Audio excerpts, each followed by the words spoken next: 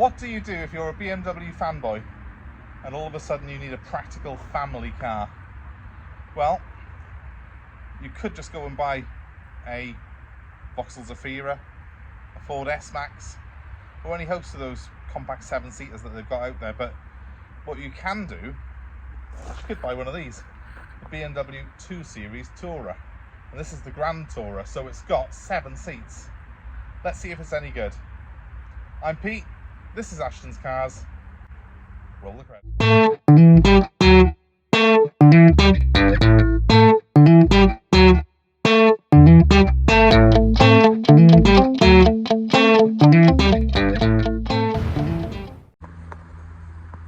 I have to confess, as a BMW fanboy myself, I have not really paid that much attention to the BMW 2 Series.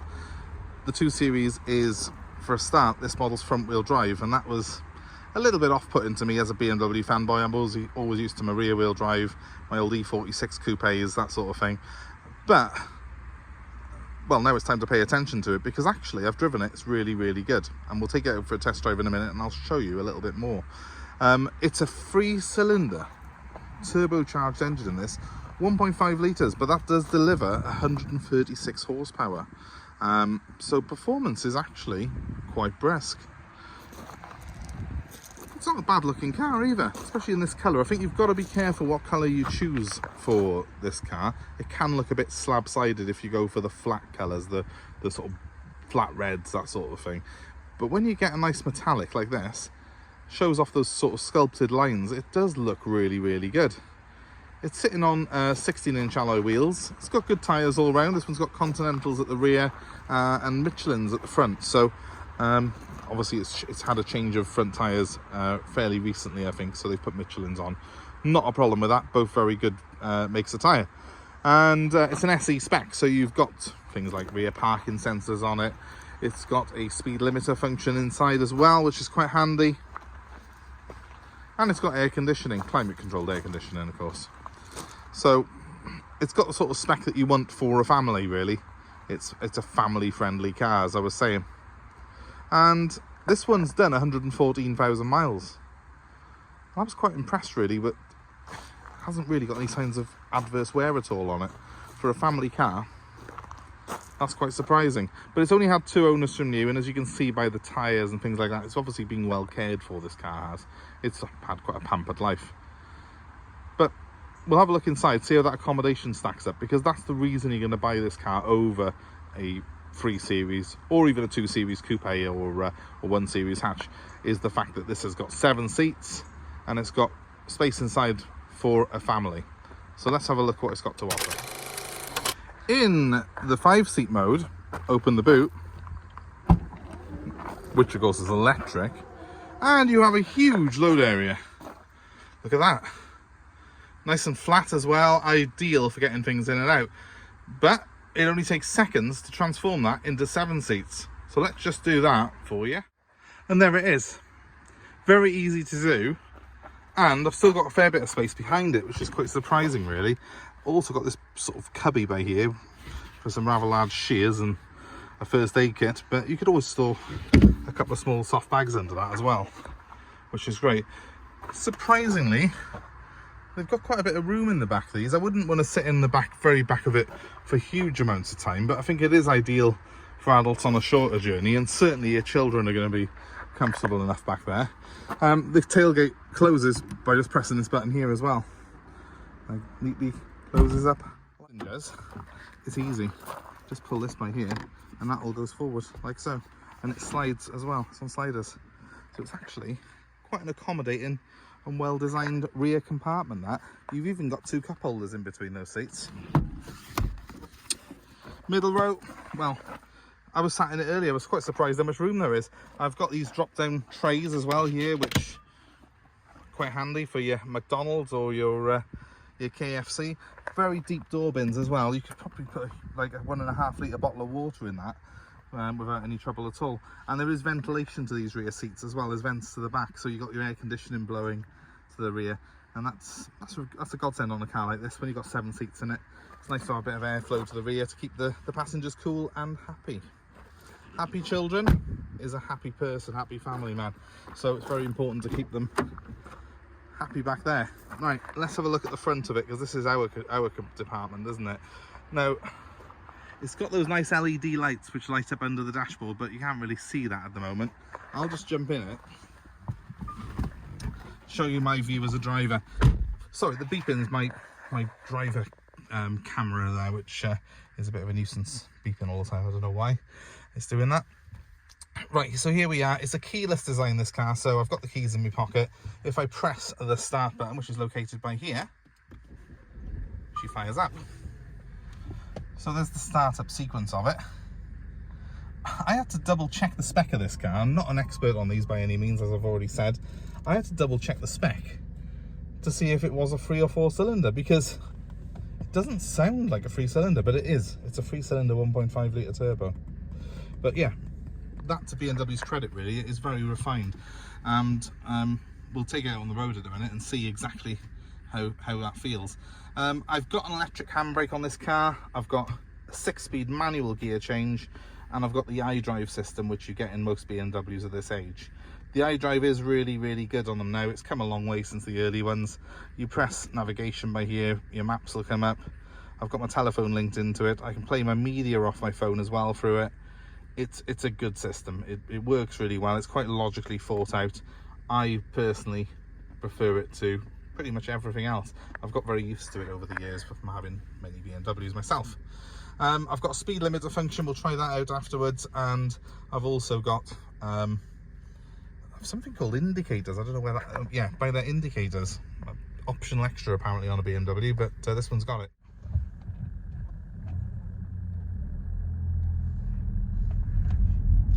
Out on the road, BMW's done a really good job with this car. It doesn't sound like it's got a 3-cylinder engine under the bonnet. It's very smooth, very quiet, and I found even at speed, it's got plenty of low-down grunt to get me out of trouble if I want to do overtaking. So I'm very impressed with it. Gear change is very smooth as well. And what's more, it handles well. Obviously, traditionally BMWs always have, but I wasn't expecting that from a 7-seater. In short, it does still feel like a BMW, this car, and that's a great thing. So I'm just going to give it a little squirt off this junction here.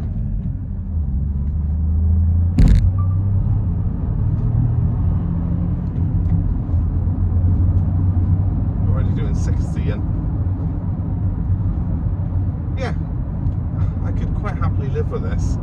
60 miles an hour, we're doing just over 2,000 RPM in 6th gear, and it's quiet, it's refined, the handling's good, and contrary to popular belief, it has got indicators as well as BMW, and they work.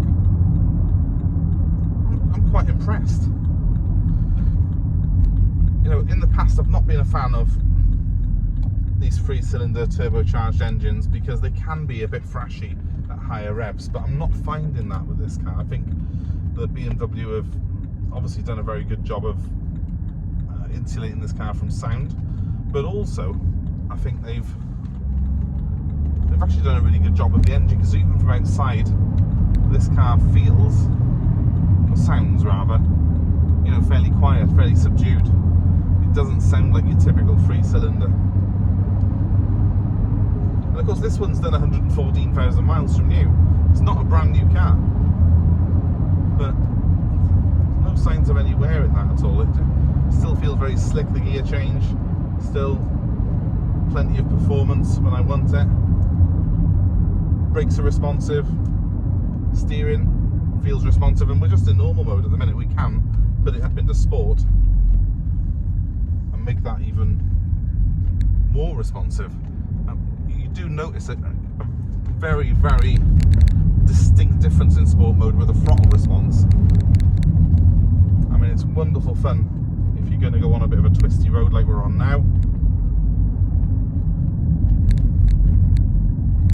You have got Eco Pro as well if you wish.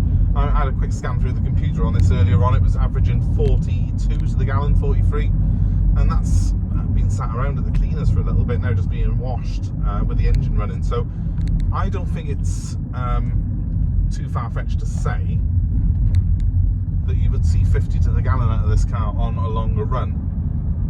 That's really good for a big 7-seater vehicle like this, or medium-sized 7-seater vehicle, should I say, really, but something that is designed primarily to be practical over economical. I'm going to spin us around by here. Turning circle, not as good as it used to be in a BMW. Of course, that's because they used to be rear wheel drive, now they're front wheel drive, and I do miss that. But you know, the payoff from that is that this car has got a lot more interior space than you would have if it was rear wheel drive. That means the floor's a bit lower in the back. I was sat in that rear compartment earlier on. I was quite surprised at how much room there is.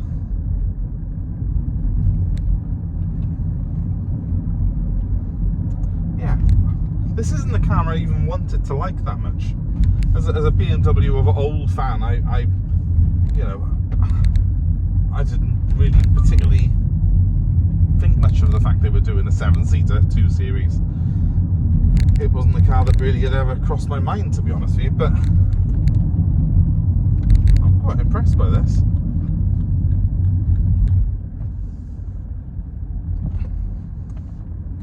If you need a car like this, there's no point me comparing this against, you know, an M140 BMW. Let's compare this against a Vauxhall Zafira or a Ford S-Max. I prefer this. It still has that BMW clean lines, still has a very good turn of performance, and it does feel a more engaging drive than you get from a regular 7-seat car. And I know the looks aren't going to be to everyone's taste, but it's got to look a little bit boxy to be able to seat 7 seats in it, hasn't it? I mean, it is what it is. There's no getting away from the fact that it's a 7-seater family car from the outside, but it drives like a BMW, and that's what I want. I'm just driving this quite steadily at the minute. The beeping you can hear, by the way, occasionally is my dash cam equipment. Just driving it quite steadily at the moment, and we're at 70 now, and it's very, very quiet. Very, very smooth. And what's more, you know, I'm overtaking every car off the roundabouts because that turbocharged engine, it does really give you a pretty decent boost of performance. I have got a speed limiter on this car as well. It's quite handy, that is. Actually, I can limit it to 70, and if we're not going to get into any trouble with basically that's 70 foot to the floor now. It stops you from speeding, but as default it's not on. Worth noting that if you buy a brand new car now, the speed limiter is something that is standard on every car by law, by European law, and its default setting is to be switched on. So it will default itself to the speed limit of the road you're on, which can be a bit annoying. In the 1 Series that I'm in now, it has got a speed limiter, but the default setting is it's not on. You've got to switch it on yourself. I can live with that, because there are times when that can be very, very useful, and none of us want to be driving ridiculously fast or breaking the laws just for the sake of it. It's just that I like to be the one that makes the decisions in my car. So let's put it back now into regular. Let's just put it in Eco Pro mode. Why not? So with Eco Pro, you do save fuel. First off, that's without a doubt. But what you will also be doing is cutting down the air conditioning output, so it won't be quite as effective as it would otherwise be. And you do slow the throttle response down on the car. It's one of the ways it makes you drive a little bit more sensibly. But I can live with that if it saves me a bit of fuel occasionally. So let's go. we're going to go about a mile in this car now and see if it saves us any fuel. It tells you on the dashboard what fuel you're saving. So far I've managed to save 0, but we'll see how that equates. It also tells you what gear you should be in, so it's telling me now I should be changing up into third already, but I'm not going to do that. I make the decisions in my car.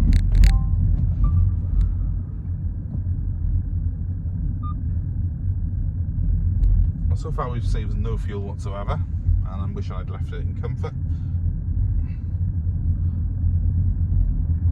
I don't think anyone ever uses Eco Pro, to be honest with you, unless you're literally playing fuel like roulette.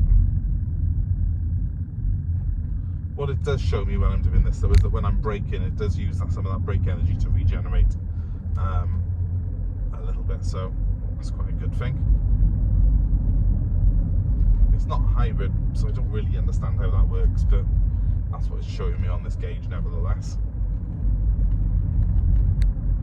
I've saved so far 0.1 miles of fuel apparently. It's telling me now I've got to be in 5th. I'll play along with it for a minute because I want to see if I can save a quarter of a mile of fuel over a mile maybe.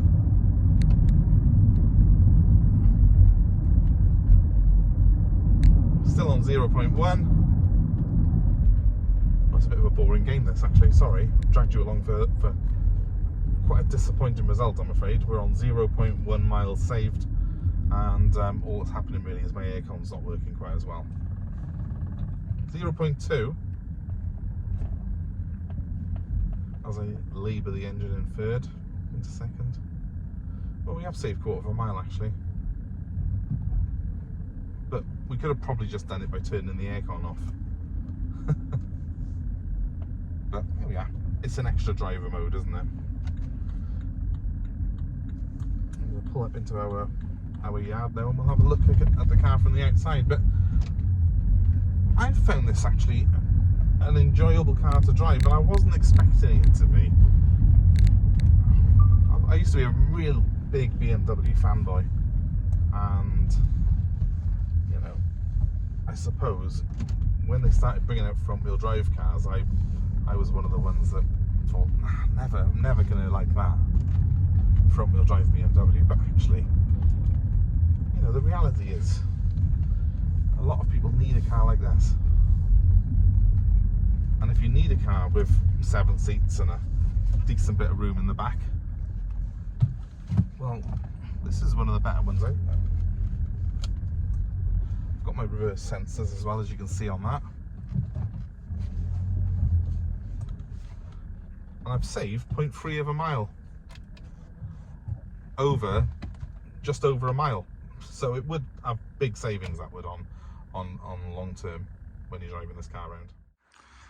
Overall, I have been left greatly impressed by this car. It's no doubt in my mind really that it's exceeded my own personal expectations, maybe a few of my own prejudices against having a 7-seat front wheel drive BMW. It's quite an enjoyable car to drive. It looks pretty good in this colour, I think. As I say, I would be careful of some of the flat reds and blues that you can get, because they can start to look a little bit cheap. Cheap's probably the word I'm looking for there. This doesn't. SE spec, nice wheels, nice metallic paint, suits the car well. So if you're looking for one of these, look out for one with this kind of spec. If you're looking for one right now, this one's available, so give us a shout. My name is Pete, my number is 07932 873 646, and this BMW 2 Series Touring could be sat outside your house, because we do offer nationwide delivery. So let us know where you are, we'll come to you. Also, we do offer part exchange, so let us know what car you've got and we'll happily take your old car in part X. I'm just a phone call away, so 07932 873 646, that's the number that you want. And of course, as you have come this far, please give us a like, give us a share, subscribe to our channel, and you'll see more cars like this that we've got available for sale, more car buying advice, more reviews, and well, hopefully we'll see you there very soon. Thanks for watching. Have a great day wherever you are.